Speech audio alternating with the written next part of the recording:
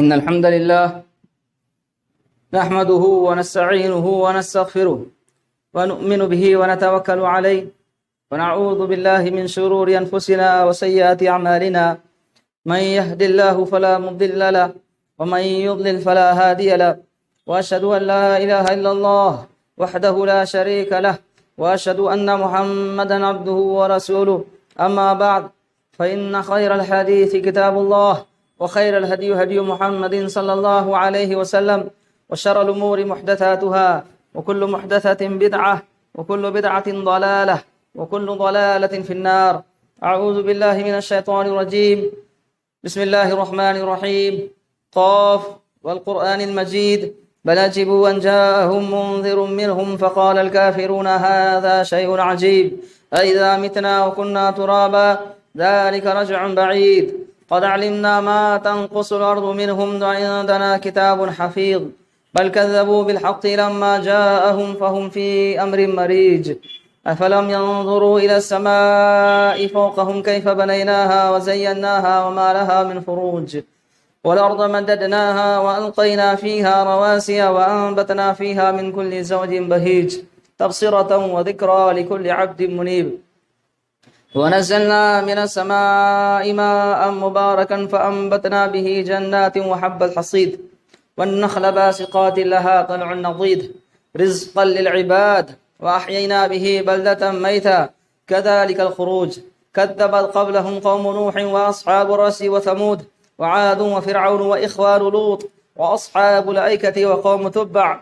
كل كذب الرسل فحق وعيد أفعينا بالخلق الأول بل هم في لبس من خلق جديد. وقال الله تبارك وتعالى إن الذين قالوا ربنا الله ثم استقاموا تتنزل عليهم الملائكة ألا تخافوا ولا تحزنوا وأبشروا بالجنة التي كنتم توعدون نحن أولياؤكم في الحياة الدنيا وفي الآخرة ولكم فيها ما تشتهي أنفسكم ولكم فيها ما تدعون نزلا من غفور رحيم. تمام قسم کی تعریف و توصیف، حمد و ثنا، کبریائی و بڑائی، بزرگی و برتری، تسبیح و تحلیل، تحمید و تمجید صرف و صرف اللہ تبارک و تعالی کے لیے لائق و زیبا ہے. بعدہ درود و سلام ہو تمام انبیاء کرام پر، خصوصاً محمد عربی صلی اللہ علیہ وسلم پر. حمد و ثنا اور درود و سلام کے بعد آج کے اس خطبہ جمعہ کا عنوان اصلاح کرنے والا کون. محترم حاضرین و حاضرات، اللہ تعالیٰ کا ارشاد ہے وَإِذَا قِيلَ لَهُمْ لَا تُفْسِدُوا فِي الْأَرْضِ قَالُوا إِنَّمَا نَحْنُ مُصْلِحُونَ أَلَا إِنَّهُمْ هُمُ الْمُفْسِدُونَ وَلَكِنْ لَا يَشْعُرُونَ. کہ جب ان سے کہا جاتا ہے کہ زمین میں فساد نہ مچاؤ تو وہ کہتے ہیں ہم تو اصلاح کرنے والے ہیں. خبردار، یہی لوگ فساد کرنے والے ہیں لیکن انہیں اس بات کا شعور نہیں. آئے دن مختلف مکاتب فکر اپنے اپنے منہج کی ترویج و اشاعت کی خاطر کچھ نہ کچھ کوشش کرتے ہیں، اور ان کی ترویج و اشاعت میں اور ان کی کوششوں میں ہم یہ اندازہ لگا لیتے ہیں کہ وہ حق کہہ رہے ہیں یا باطل، یا حق اور باطل دونوں کو خلط ملط کر کر پیش کر رہے ہیں. اسی کی بنیاد پر آدمی یہ سمجھتا ہے کہ یہ فساد فی الارض کا کام کر رہا ہے یا اصلاح کا کام کر رہا ہے. منافق کی صفت اللہ تبارک و تعالیٰ نے یہ بتایا ہے کہ جب ان سے کہا جاتا ہے کہ زمین میں فساد نہ مچاؤ، زمین میں فساد نہ برپا کرو، تو وہ یہ کہتے ہیں ہم تو اصلاح کرنے والے ہیں، ہم اچھا کرنے والے ہیں، ہم بھلائی کرنے والے ہیں. اللہ نے جواب دیا نہیں، خبردار، یہی لوگ زمین میں فساد برپا کرنے والے ہیں لیکن انہیں اس بات کی خبر نہیں. کچھ لوگ صحابہ کرام کی عزت کی دھجیاں اڑاتے ہیں اور اسے اپنے مسلک کی ترویج و اشاعت سمجھتے ہیں.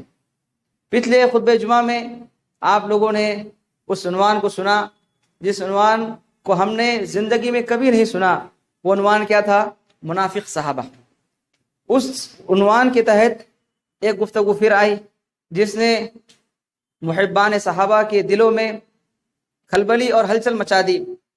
وہ کیا ہے کہ انہوں نے کہا ابو ہریرہ رضی اللہ عنہ یہ سرکاری صحابی، سرکاری مولوی ہے، یعنی بنو امیہ کی جو خلافت ہے اس خلافت میں انہوں نے بہت ساری حدیثیں چھپا دی، اور اس کو سپورٹ دینے کے لیے، اس کی اپنی بات کی تائید کے لیے انہوں نے بخاری کی روایت کا حوالہ دیا اور کہا کہ خود ابو ہریرہ رضی اللہ عنہ کہتے ہیں کہ اللہ کے نبی صلی اللہ علیہ وسلم سے میں نے 2 تھیلا حدیث لی، ایک تھیلا حدیث میں نے بیان کر دی اور دوسرا تھیلا جو میرے پاس بچا ہوا ہے اگر میں بیان کر دوں تو میری گردن جو ہے کاٹ دی جائے گی۔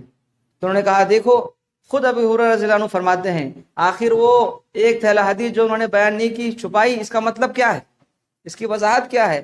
اگر شروحات بخاری ابن حجر رحمۃ اللہ علیہ نے جو کچھ اس بارے میں لکھا ہے تو پتہ چل جاتا اور اس طرح کی بچکانی حرکتیں نہیں ہوتی۔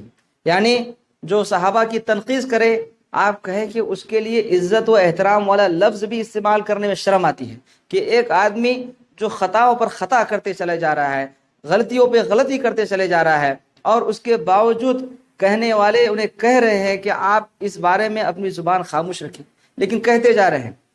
کبھی امیر معاویہ رضی اللہ عنہ کے بارے میں کہتے ہیں، تو کبھی ابو ہریرہ رضی اللہ عنہ کے بارے میں کہتے ہیں، تو کبھی کسی صحابی کے بارے میں کہتے ہیں۔ اللہ اکبر! ایک طرف ہم سے محبت کے پیمانے مانگے جاتے ہیں، ایک طرف یہ کہا جاتا ہے کہ اگر تم سچے اللہ کے رسول کی محبت کرنے والے ہو، صحابہ کرام کے دیوانے ہو اور ان کے متوالے ہو، تو پھر تم اس کا ثبوت دو۔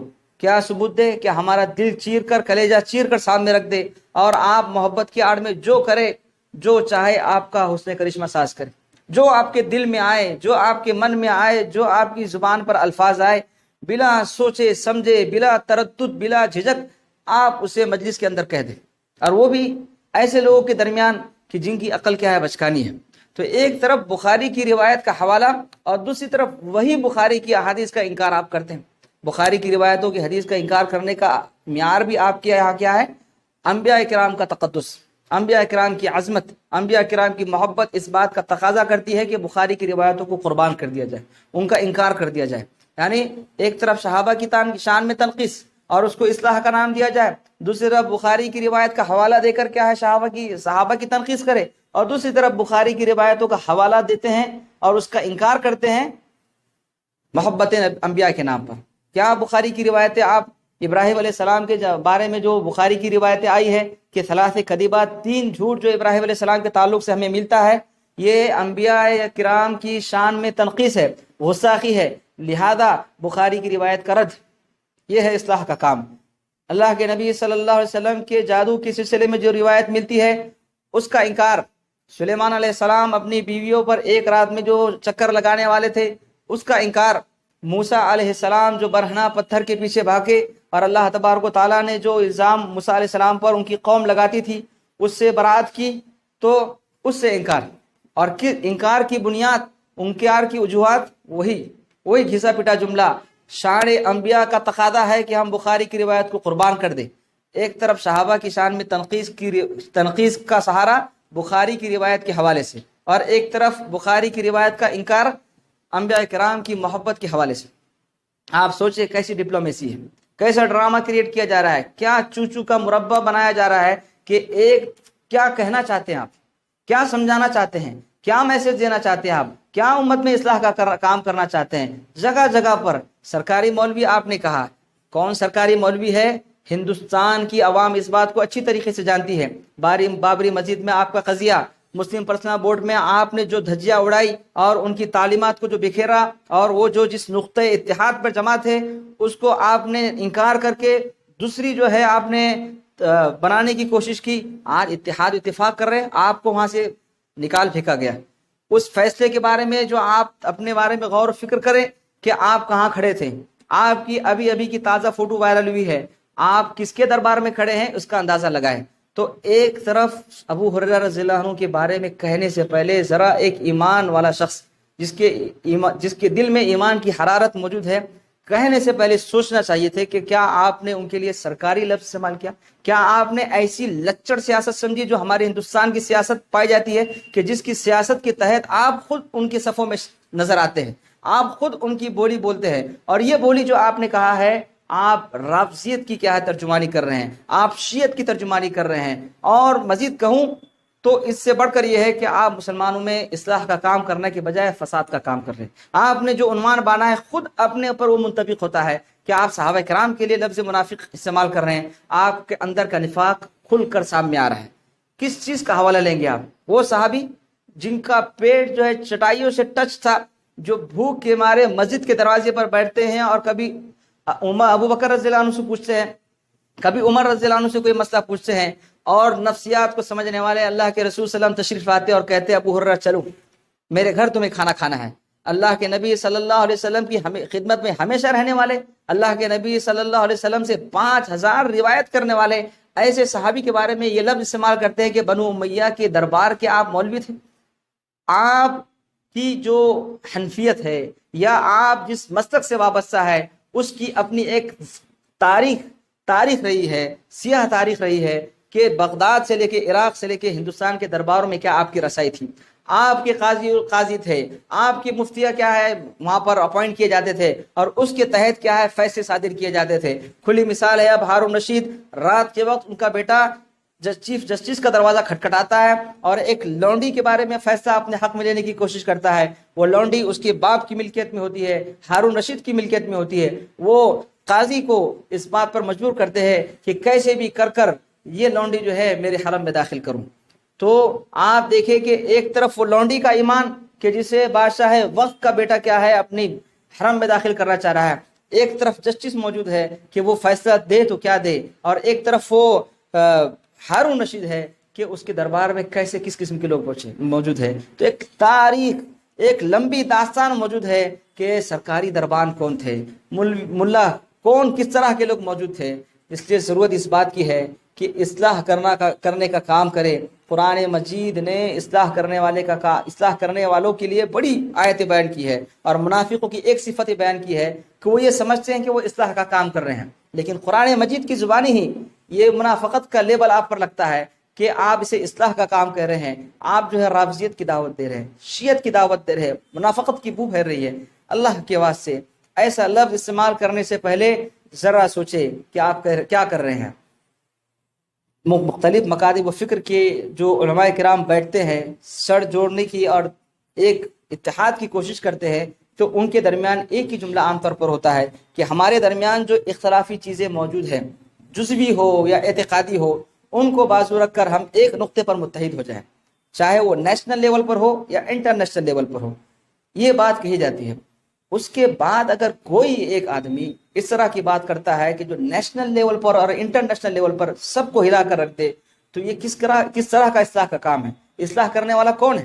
یعنی اگر کوئی رفع دین کی بات کرے تو اختلاف، کوئی توحید کی بات کرے تو اختلاف، کوئی اتباع رسول کی بات کرے تو اختلاف، کوئی اگر تراویح کی بات کرے تو اختلاف، کوئی طلاق کی بات کرے تو اختلاف۔ آخر کہے تو کیا کہے؟ آپ کی منمانی کہے، آپ کی زبانی کہے، آپ کی عقل، آپ کی سوچ، آپ کے پیمانے کے مطابق کہے؟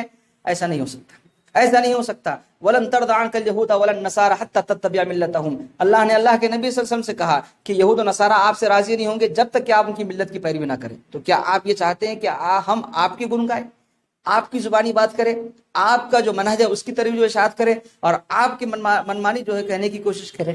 ایسا نہیں ہو سکتا۔